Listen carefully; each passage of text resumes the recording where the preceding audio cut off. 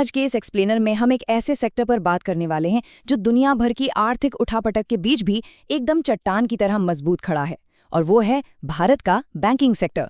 Brickwork ratings की जनवरी 2026 की report के हिसाब से ये सिर्फ एक रिकवरी नहीं है, ये एक प्रॉपर बूम है। एक ऐसा सेक्टर जो ऐतिहासिक रूप से मजबूत है, पूरी तरह से डिजिटल हो चुका है और मैक्रो इकोनॉमी के नजरिए से भी बेहद स्टेबल है। तो चलिए समझते हैं कि आखिर ये उछाल आया कैसे और इसके पीछे की असली कहानी क्या है।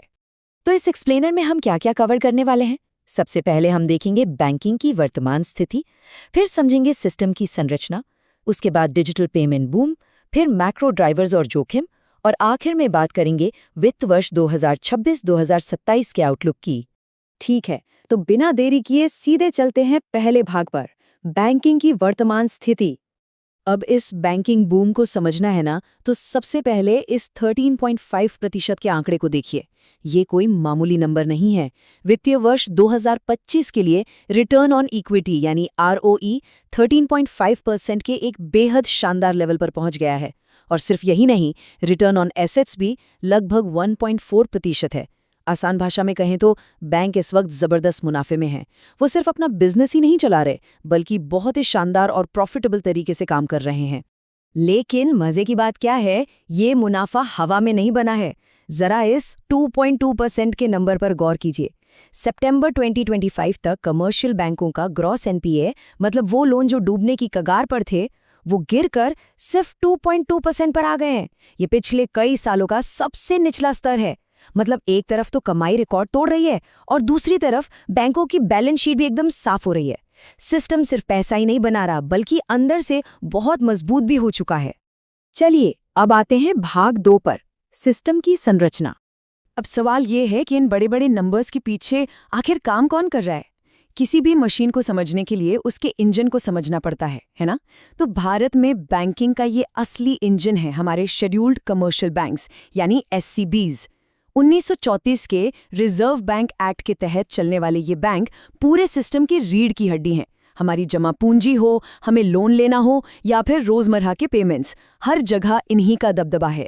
और इस इंजन के अंदर ना दो सबसे बड़े खिलाड़ी हैं जो पूरा भार उठाते हैं। एक तरफ है 12 पब्लिक सेक्टर बैंक यानी सरकारी बैंक। हाल ही में हुए सुधारों के बाद इनकी ताकत काफी बड़ी है, और यही वो बैंक है जो देश के इंफ्रास्ट्रक्चर और खेती किसानी जैसे जरूरी सेक्टर्स को पैसा देते हैं। वहीं दूसरी तरफ है 21 प्राइवेट सेक्टर बैंक। ये लोग रिटेल लेंडिंग, डिजिटल बैंकिंग और सर्विस फीस के मामले में एकदम आगे हैं और अपने तेज कामकाज के लिए जाने जाते हैं। लेकिन देखिए, भारत जैसा देश इतना बड़ा है कि सिर्फ कुछ बड़े बैंकों से तो काम चलने वाला नहीं है। इसीलिए कुछ खास और टारगेटेड संस्थाओं का एक पूरा नेटवर्क है जो देश के कोने कोने तक पहुंचता है। जैसे 12 स्मॉल फाइनेंस बैंक हैं जो उन लोगों तक बैंकिंग ले जाते हैं जहां कोई नहीं पहुंचता। 43 क्षेत्रीय ग्रामीण बैंक अपनी 22,000 से ज्यादा शाखाओं के साथ गांव और किसानों को सपोर्ट कर रहे हैं। फिर डिजिटल दुनिया के लिए पेमेंट्स बैंक हैं, और गांव कस्बों की क्रेडिट की असली रीढ़ हमारे 98,000 से ज्यादा सहकारी बैंक हैं। ये पूरा इकोसिस्टम मिलकर उस मजबूती को तैयार करता है जिसकी हम बात कर रहे हैं। आगे बढ़ते हैं भाग 3 की तरफ, डिजिटल पेमेंट बूम। अब इस सॉलिड बैंकिंग स्ट्रक्चर में अगर एक शानदार टेक्नोलॉजी का तड़का लग जाए तो क्या होगा? बिल्कुल वही जो आज हम देख रहे हैं। डिजिटल अडॉप्शन ने रोजमर्रा के लेन देन की पूरी तस्वीर ही बदल कर रख दी है, और इसका सीधा फायदा बैंकों की बैलेंस शीट को हुआ है, क्योंकि अब कस्टमर तक पहुंचना बहुत आसान और काफी सस्ता हो गया है। जरा इस स्लाइड के नंबर्स देखें, ये सच में हैरान करने वाले हैं। मार्च 2017 में RBI का फाइनेंशियल इंक्लूजन इंडेक्स सिर्फ 43.4 पर था, और मार्च 2025 आते आते ये छलांग लगाकर 67.0 हो गया है। सिर्फ 8 साल में इतनी बड़ी ग्रोथ। इसका मतलब सीधा सा है कि अब बहुत ज्यादा लोग बैंकिंग सिस्टम से जुड़ चुके हैं, और जाहिर है इसका सीधा फायदा बैंकों के डिपॉजिट और लोन की ग्रोथ में दिख रहा है। और जब बात डिजिटल की हो तो भला UPI को कैसे भूल सकते हैं। आज की तारीख में भारत के कुल पेमेंट्स का 97.6% हिस्सा पूरी तरह से डिजिटल है। 2024-25 के दौरान ट्रांजैक्शन वैल्यू में करीब 18% की ग्रोथ हुई, और वॉल्यूम वो तो 35% की जबरदस्त रफ्तार से बढ़ा है। ये सिर्फ एक सुविधा नहीं है, ये एक गेम चेंजर है जिसने बैंकों की लागत को तो कम किया ही है, साथ ही उनकी फीस से होने वाली कमाई को भी कई गुना बढ़ा दिया है। और ये सारी डिजिटल तरक्की सीधे तौर पर इन आंकड़ों में झलकती है। यहाँ हम साफ देख सकते हैं कि कमर्शियल बैंकों ने डबल डिजिट में ग्रोथ की है। डिपॉजिट्स में 11% और क्रेडिट यानी लोन में 12% की ग्रोथ। और क्योंकि लोगों का पैसा सस्ते कैसा डिपॉजिट्स के रूप में आ रहा है, तो बैंकों को बाहर से महंगा पैसा नहीं उठाना पड़ रहा। एक मजबूत डिपॉजिट बेस की वजह से बैंक बहुत ही आसानी से ये 12% का क्रेडिट एक्सपेंशन कर पा रहे हैं। अब बात करते हैं भाग 4 की, मैक्रो ड्राइवर्स और जोखिम। देखिए, बैंक किसी वैक्यूम में तो काम करते नहीं हैं, है ना? पूरी इकोनॉमी के हालात का उन पर सीधा असर होता है। इस टेबल को ही ले लीजिए। हमारी जीडीपी की ग्रोथ 6.7 से 7.5% के बीच रहने का अनुमान है, जिससे बिजनेस में कॉन्फिडेंस आता है और लोग ज़्यादा लोन लेते हैं। दूसरी तरफ महंगाई यानी इन्फ्लेशन लगभग 4% पर स्थिर है। अब अगर ये सब ऐसे ही रहता है, तो आरबीआई अपने रेपो रेट को घटाकर 5% तक ला सकता है। इससे बैंकों के लिए फंड सस्ते होंगे और वो और भी ज्यादा लोन दे पाएंगे, वो भी कम रिस्क के साथ। इसी मैक्रो इकोनॉमिक मैनेजमेंट का एक बेहतरीन उदाहरण है ये नंबर 3000 बिलियन रुपए। जब आरबीआई ने अपनी पॉलिसी में सीआरआर यानी कैश रिजर्व रेशियो में कटौती की, तो उम्मीद है कि इससे सिस्टम में 3000 बिलियन रुपए की एक्स्ट्रा लिक्विडिटी आ जाएगी।